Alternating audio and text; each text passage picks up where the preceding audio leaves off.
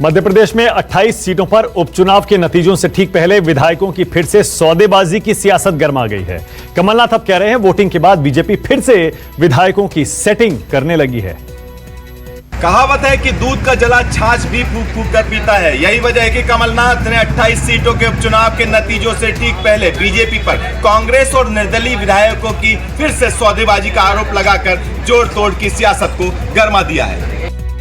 पहले सिंधिया समर्थक 22 विधायक, बाद में 3 और विधायक और उपचुनाव के बीच एक और विधायक, कुल 26 विधायकों के बीजेपी में जाने का सदमा झेल चुकी कांग्रेस अब नींद में भी अपने विधायकों की सौदेबाजी के सपने से चौंक रही है। 3 नवंबर को वोटिंग खत्म होने के बाद भी पूर्व मुख्यमंत्री कमलनाथ को लग रहा है कि बीजेपी कांग्रेस और निर्दलीय विधायकों से जोड़ तोड़ की सेटिंग कर रही है। कमलनाथ भविष्यवाणी कर रहे हैं कि 10 नवंबर को उपचुनाव के नतीजे इस बात को साबित कर देंगे कि प्रदेश की जनता ने सौदेबाजी की सरकार को नकार दिया है।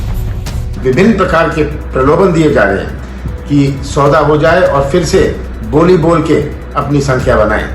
मैं भारतीय जनता पार्टी को साफ और स्पष्ट बताना चाहता हूं कि मध्य प्रदेश की जनता ये ऐसी सरकार जो प्रदेश को कलंकित करती है कभी स्वीकार नहीं करेगी। उपचुनाव के नतीजों से 4 दिन पहले अचानक कमलनाथ के बीजेपी पर सौदेबाजी के संगीन आरोप की वजह है शिवराज सरकार में मंत्री भूपेंद्र सिंह के निवास पर बीजेपी विधायक नारायण त्रिपाठी के साथ बीएसपी विधायक संजू कुशवाहा और निर्दलीय विधायक सुरेंद्र सिंह शेरा का पहुंचकर मेल मिलाप करना।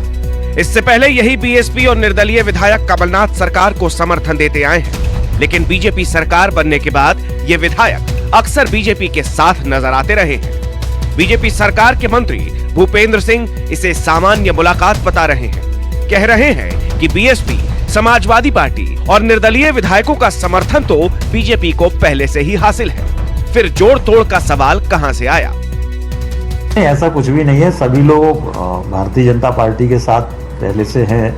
भारतीय जनता पार्टी को समर्थन है और आज तो चुनाव के बाद चूंकि ये लोग सब भोपाल आए थे और इसलिए सामान्य भेंट, चुनाव में अभी सब व्यस्त थे तो मुलाकात नहीं हो पाई थी, तो आज सामान्य भेंट हुई है। 2018 के मध्य प्रदेश विधानसभा के चुनाव के बाद जब कमलनाथ की सरकार बनी तब कांग्रेस के पास 114 विधायक थे। सरकार को बीएसपी के 2, समाजवादी पार्टी के 1 विधायक का समर्थन था। निर्दलीय विधायक भी कमलनाथ के साथ थे। कमलनाथ सरकार को 116 विधायकों का समर्थन हासिल था।